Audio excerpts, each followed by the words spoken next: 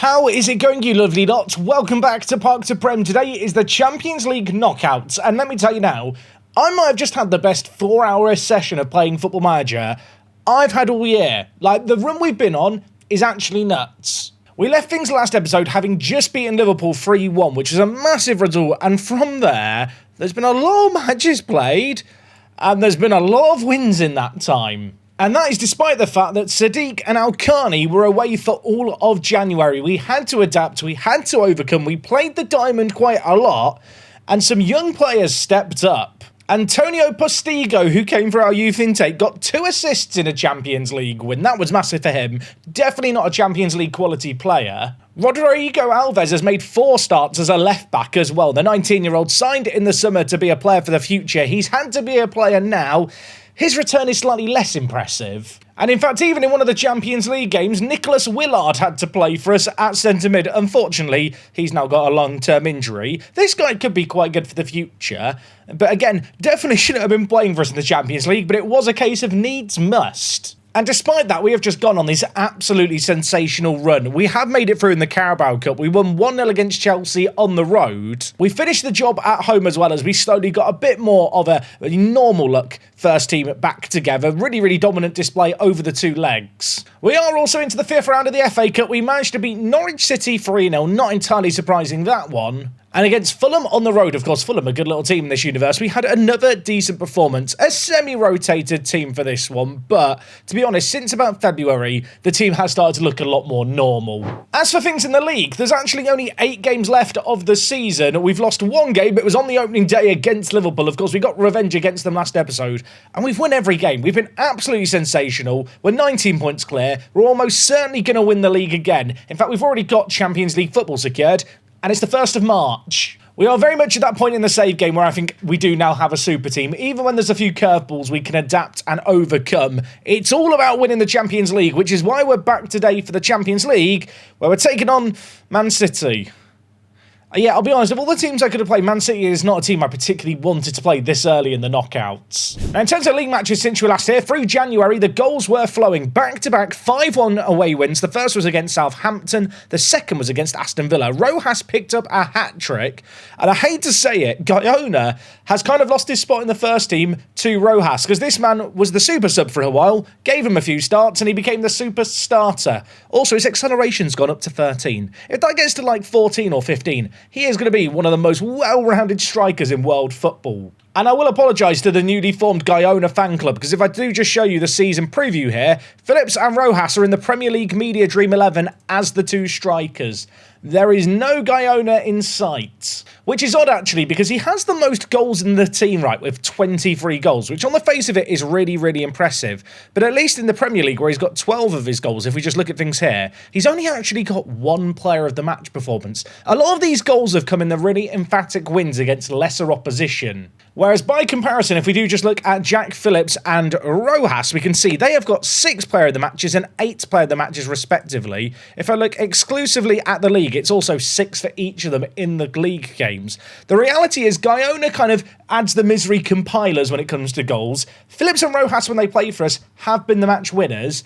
It's why they will be starting in the Champions League today. Anyway, one of the more tricky games we had since we were last here was against Arsenal. In this game, like I said, Rojas was the match winner, and one of these games where he really showed up and showed some serious quality. Admittedly, 1-0 was perhaps a little bit flattering to, well, Arsenal in this one. We ended January with a 6-2 win against Fulham. That preceded beating Hammarby and Inter Milan 4-0 and 2-0 respectively in the Champions League. We cruised to a top 8 finish in the Champions League phases, and in fact, if I quickly load up the league table, you can see we did end up finishing top dog. Only 3 goals conceded as well in 8 games is a really impressive return. We also have the best defensive record in the Premier League, so we are the real deal now. Anyway, outside the second leg of the Carabao Cup and the FA Cup, we did have a bit more focus on the Premier League, where we did have a few games in hand. A couple of narrow wins here. 1-0 against Sunderland, not overly convincing to be honest. After that, though, we did manage to come back from, well, a draw, where they equalised almost after we scored immediately against Nottingham Forest to get the win. It was Jack Phillips with the 89th minute goal, and then against Wolverhampton Wanderers, who were towards the bottom,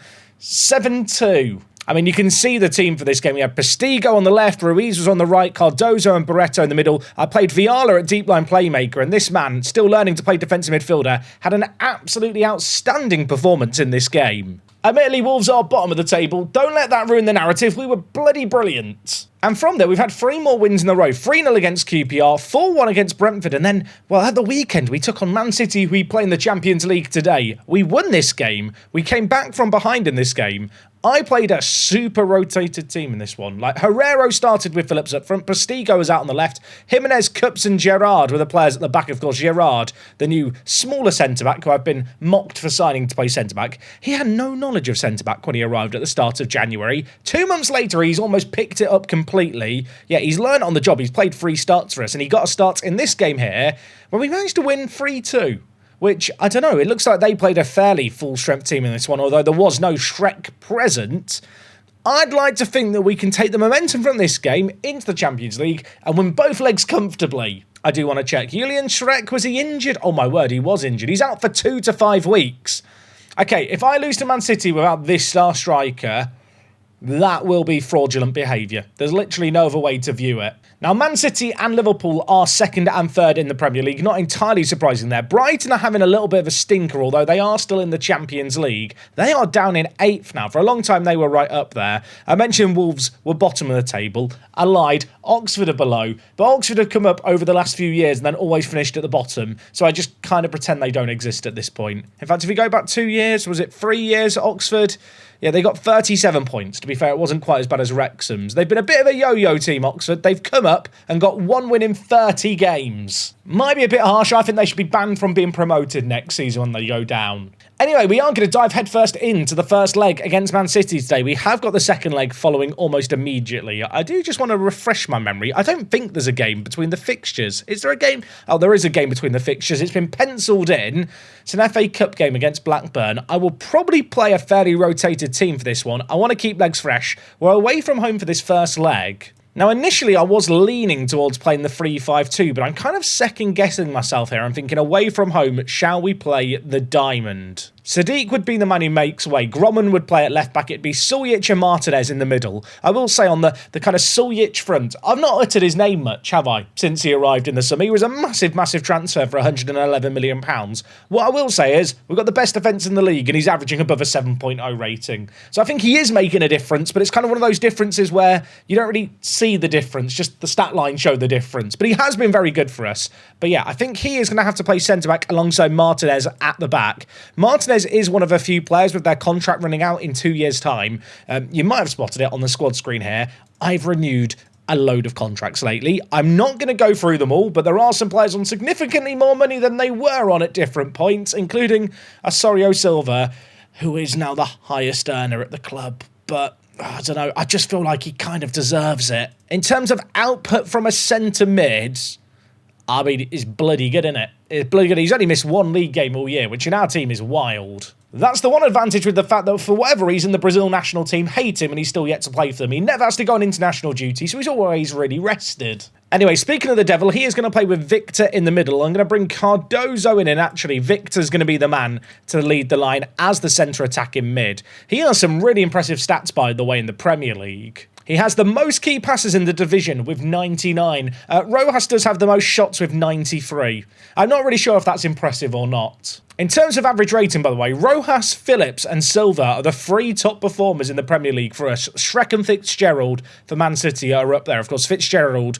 we've got to try and keep quiet today. And in terms of the Golden Boot, Rojas is our leading man. We've got Phillips and Guyona also on 12 goals each, and Victor's on 10 goals. But Sesko right now is on 17. We need to try and catch the 35-year-old. It's kind of mad that he's still scoring as many goals as he is, because his legs have absolutely gone this season. Anyway, I'm going with our top performers in the striking department. Phillips and Rojas are going to play together. Cardozo slotting in. There was rumours that Man City wanted him in January. They never wanted to make a bid, though. So if he wants to show them what they're missing out on, I need him to step up today. Oh, I just remembered I can have some extra subs in the Champions League. Admittedly, in terms of players to actually add onto the bench, there's not actually a great deal of choice here just because of injuries and the fact that, yeah, we don't have the biggest squad in the world anyway.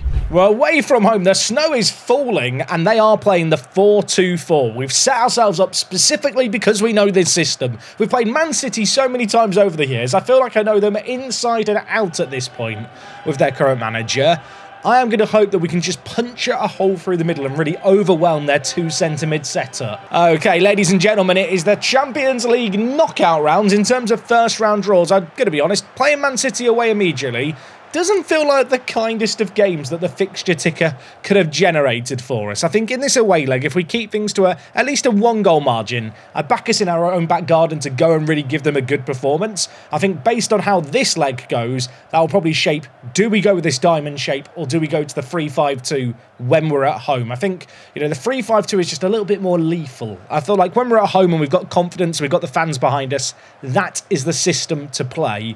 We are through 20 minutes here. It's been a pretty even game in terms of there's not been a load of chances. City yet to have their first shot on target, but they are going to get first blood here as they have a corner, which we kind of half deal with. Velikovic clears it away for Phillips. Of course, Phillips from Manchester United. He knows this part of the world well. Jackie Phillips, you are going to need to hold up the play because no one is in a rush to get into the box. He holds it up, Osorio Silva shoots, it's blocked, it falls to Victor. It's his third goal in the Champions League. He's already in double figures across the season in all comps, and what a finish that is. Last episode we saw a deflected Osorio Silva shot find its way to Victor. It's only gone and bloody happened again. Defender blocks it, Victor hits it, squeezes in off the post. Lovely finish. I did have to reject an £80 million bid for Victor from Real Madrid in January. I'm a little bit conscious. He's got 2.5 years left on his current deal. I want to sign him to a new deal. He wants a lot of money. Admittedly, now that I think about it, because we've just qualified for the Champions League, I might have the money to give him to actually kind of, with the newly updated budgets, give him the contract that he wants. And based on the fact he scored there, maybe I should give him whatever money he desires. They're on the attack. Oh, my word. That happened very quickly. Altinho scores. The referee is doing a check. I don't think this is offside. It's a throw-in routine. I've been caught off guard. The defender's been caught off guard. The goal is going to count. Karabashvili threw it in. Gallo kind of knocked it down. Fitzgerald, Altinho, little intricate one-touch passing has carved us open. That, by the way, was their first shot on target of the match. Admittedly, it was inside the 18-yard box. It was a golden opportunity. But given the fact we're away from home, I don't really hate what I've seen there. Elsewhere, you can see Galatasaray and Bayern are drawing. Rangers are going toe-to-toe with Brighton. And Liverpool are currently 2-1 down against Napoli. I'm going to tell the players it's not good enough. Absolutely unacceptable. I want to get a bit shouty here. This is one of those games where, it's 1-1. It doesn't really feel like it's going bad enough to switch to the 3-5-2. But there is part of me wondering, had I played that system, that of course we played last episode in the league against Man City, maybe how would we be faring? We've not had a lot of the ball here. We're not creating enough in the way of top quality opportunities. They've got a slightly better XG. It's not exactly been a game full of quality, but to be fair, just taking a draw is somewhat in our interest. I feel like injecting some fresh legs into the team, and I almost feel like the easiest way to do that is to just make some changes around the side. So you know what? Let's do just that. Suljic is going to play in the middle. Gromman is going to play at left centre-back. Cardozo will make way. I'm going to bring in Tilal Siddiq and I'm going to bring in Ruiz. With these changes, it does mean that if I do want to go back to the 4-1-2-1-2, I can do it without making any subs, which is maybe worth considering. Rojas has not had the best of games today. I'm going to bring him off and bring in Guyona.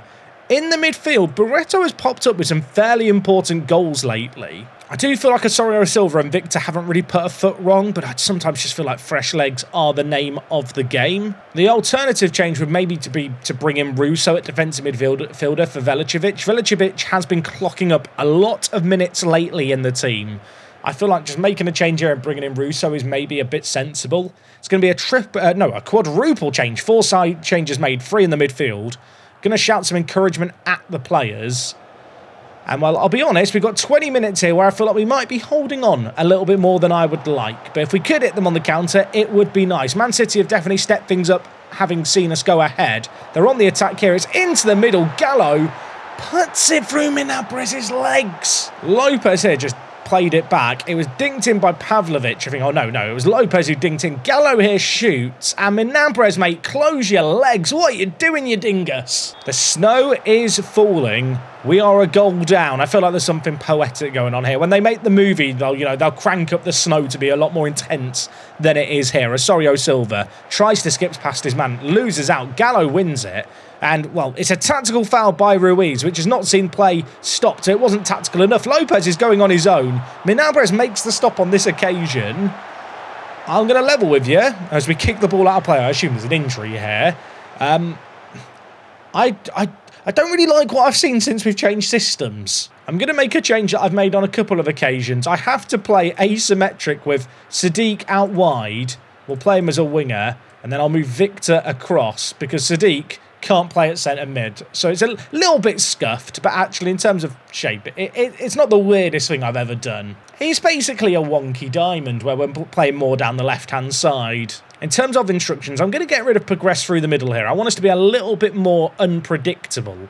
I am going to encourage our players, though, to pass the ball into feet. I want to hold on to the ball a little bit more if we can. City have had a lot of possession. They've got the momentum. I think now I kind of just want to go a little bit more conservative. Just try and control the play a little bit more for what remains here. If we score, great, but our main prerogative now is to make sure they don't get another. Because I think a third goal for them in this game would be not catastrophic. That would be an exaggeration, but it would certainly be suboptimal. Smith plays it to Lopez, who's looked very lively on this near side since he's come in. The number 16 cuts back, gives it to Schmidt on the underlap. It's played inside, it's blocked. It's not cleared away. It is now. Oh my word, that was absolutely horrific. A scramble in the box we deal with. I think my main concern here is in a game where there's not been a load of chances created, we are the team that has struggled to create anything. In this second half, we've not had a shot on target. The decision to change system, I don't think was the right change in retrospect. There's 4 minutes. We're holding on. It's a set piece.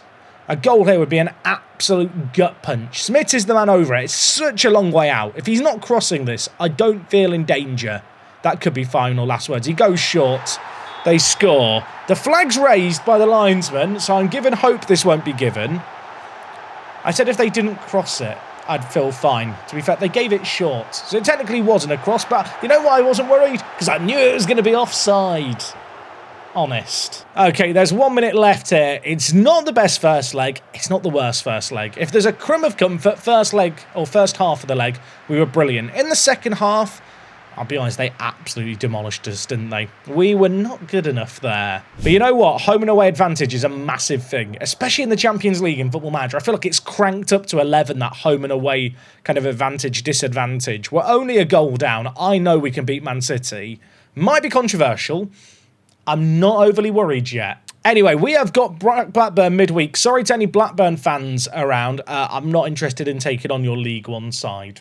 And I hope you can forgive me for that. I'm going to go away. We got to come back. Let's see if we can have another memorable night in Lewis FC Champions League folklore. I'll be back in a mo.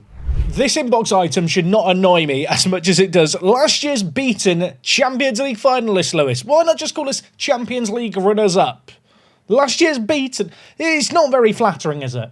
The media hate us. Another group of people who probably hate us are Blackburn Rovers fans. Yet we managed to win 5-0 in the FA Cup. Fairly rotated team did the business, which was great there. Which does set us up very nicely going into this game against Man City at home. Now, last time we played Man City at home, which if I just go and show you, I played the 3-5-2 with a rotated team and we managed to win. And in fact, earlier on this league season, when we took on Man City and again played the 3-5-2, we were really, really dominant at their ground. Now, admittedly, I, elected not to play the 3-5-2 last time and then changed to it. And we were probably worse when we changed to the 3-5-2 midway through that first leg. But I think playing it from the off just kind of makes sense. In terms of team news, obviously, Vivas is out injured. He is the only player out injured, though, and we are pretty well rested for this one. Sadiq's going to play on the left, Al-Khani back in the team on the right. The rest of the team is absolutely full strength. If we really need to, we can adapt to a 4-1-2-1-2, but this is the team I want to go with one exception. I've just realised Phillips should be on the pitch for Guyona. Jackie Phillips, you've been quiet this year. You've lacked moments of magic. Today's going to be the day. I've got a feeling. I will admit that feeling could just be delusion. We'll find out together. We're a goal down. We're coming back from behind. I'm going to just work on the assumption they're going to be playing their 4-4-2 or 4-2-4. And, well, indeed they are. No Shrek in sight is a good bit of news. Okay, look, if we want to win today, we got to come back from behind and make something magical happen. Imagine from kickoff. Okay, never mind. It would have been magical, though. Man City on the attack early doors, floated back post, nice win by Minabrez. That's the kind of bit of action for a goalkeeper which maybe helps them settle the nerves. He plucked the ball out of the air really nicely. And now we're going to look to make something happen from the back. It's launched forward. Rojas, 20 jumping reach to Phillips. Nods it on. Victor, one-on-one. And we went so high, I think I voice cracked there. How has he missed that? That was an absolutely golden opportunity at the start of this game. I can't believe it was only a 0.25 XG. The build-up play was nice through the middle. Hopefully that's a taster of things to come here. Altinho loses out the ball. Zaire-Emery plays it forward. Fitzgerald in possession. Back to Zaire-Emery. He plays it back to Fitzgerald. Donning the captain's armband, but on this occasion, second best to Al-Khani. Ball's played wide to Phillips, who's got the pace to maybe exploit the space in behind. He's going on his lonesome. The number 22. He did it all to the finish. Everything was perfect, but the shot's off target. I'm going to change our mentality here to attacking, which might seem like really brazen, but I just feel like we're doing well going forward. We've had 2 golden opportunities. Both have been wasted. We have to get at least 1 goal in this game. There's 10 minutes left of the half. I tell you what, a set piece would be a good time to do it, wouldn't it? Victor whipping it in. Rojas! Heads just wide.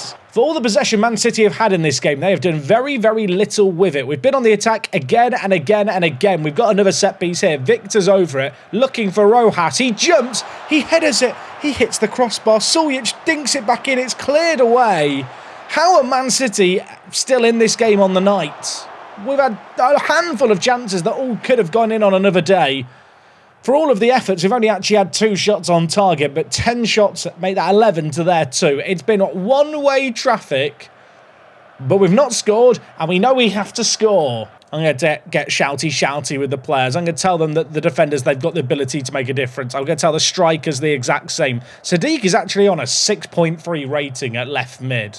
I'm moving Victor wide. I'm bringing in Cardozo through the middle, the captain, entering the pitch at half-time to stamp his influence onto the game. Rojas is looking anxious and has not played well either. You know what, Guyona, come on down. I feel like we've got 3 world-class strikers competing for 2 spots in the team. In some ways, it's a bit of an annoying problem to have. In moments like this, it's a little bit of a relief because I can throw in Guyona. I feel like sometimes in Football Manager, you know, a player just has a bad day at the office and there's nothing you can really do to change it. And it can be like a world-class player who just doesn't show up.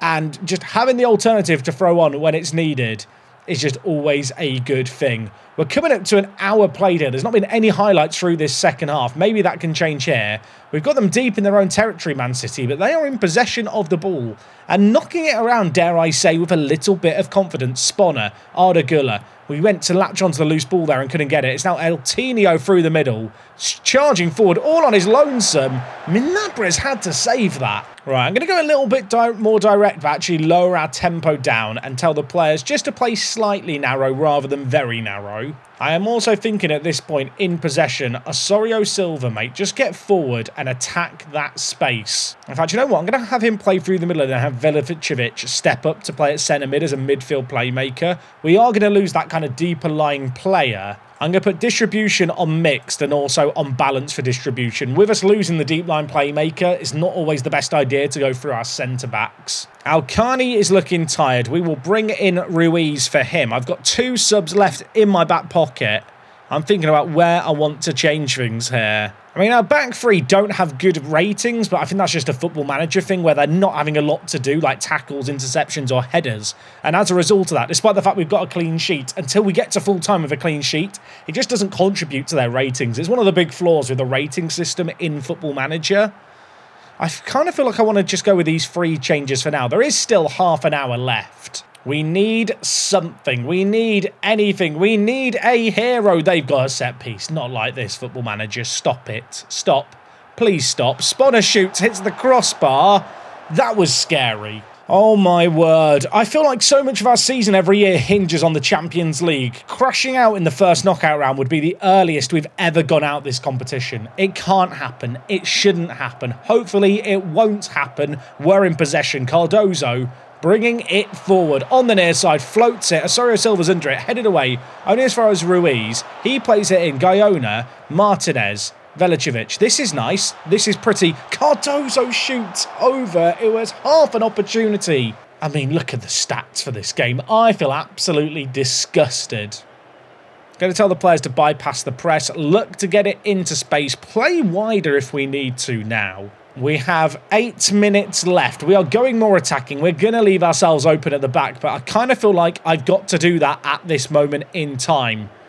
I've said I'm not ending this series till we win a Champions League. To run rampant in the Premier League like we have, but then come short here would be nothing short of gutting. Jack Phillips on his own. Osorio Silva's shot is blocked. We are creating chances. We are ramping up the pressure. We just can't find the breakthrough. There's another highlight here. I am keeping us on the front foot. We are leaving ourselves exposed. Look at the stats for this game. I know they've dominated possession. That is by design. Largely, I want to hit them on the break. We're going forward here. Ruiz, Phillips, Velicevic through the midfield. Bit more permission to get forward. Gaiona hits the crossbar. Victor's still there. He can't get it in. How have we not scored here, folks? Oh my word. I can't. It just feels like one of those days. It just feels like one of those days. I'm going very attacking. I'm going to encourage the players. 3 minutes of added time. Are we really about to just crumble in the first knockout round of the Champions League like that? The answer is yes. How? How have we not scored? What do you say? Is it just bad luck? Am I bad at the game? It's probably both. This wasn't meant to be the script. We lost in the final last year. We lost in the semi-final the year before that. The semi-final the year before that. And suddenly, that kind of sense of progression that we've had has just gone. It's just gone. Their goalie, I think, got man of the match. Did their goalie get man of the... Yeah. Their goalie got man of the match. I feel sick. I mean, what is there to say? What is there to say? We're still in the FA Cup, I guess. My next game, by the way, is the Carabao Cup final. I was going to do that in tomorrow's episode with some Champions League knockout games. I don't really know what the plan is now. This wasn't meant to happen. We have got Brighton in the Carabao Cup final. I feel like I play Brighton all the time. Please let me know in the comments. Do you even want to see me play Brighton in that cup final? We won it last year. Part of me just wants to get to maybe the FA Cup semi-finals and do that, and the final tomorrow, end the season, and then, you know, get ahead in the game and go, right, we go again next season. But, oh my word, I can't believe how badly we've done here today. I mean, I opened up this episode saying, oh, we've been in this amazing run of form. I do feel like over the 2 legs we were kind of unlucky. God, that is a really depressing XG story, isn't it? I don't know what to say. I'm just slumped in my chair and sad. I'll leave things there. Yeah, we might come back for the Carabao Cup final. I might just come back for the FA Cup, because I think that's going to be maybe a more interesting thing. I don't know. I'm looking for a justification not to have to play Brighton again. In the FA Cup, by the way, we've got FC United and Manchester, who are down in League 2 in this same game. They've had a few promotions in recent years. They're actually up in 5th. They were up in 5th in their first season in the Football League. They have now dropped down a little bit. That game for them against us is going to feel absolutely massive from a financial point of view. They're going to want to win it. I do suspect we will just demolish them. I feel sad. I feel empty. Give me some words of encouragement down below. This save game is becoming more and more about the Champions League, and with where we're at right now, I feel like I'm just ready to move on with my life and we go again next season. I just don't want this to become a thing where for the next 6 seasons of the save game, there's like 3 episodes of the first half of the season, including transfers, and then we just get knocked out the Champions League knockout stages. Because that, frankly, is rather depressing. Okay, I'm going to go curl up in a fetal position and cry. I'll see you tomorrow. I don't know what I'm bringing you. Tune in to find out. I feel sick.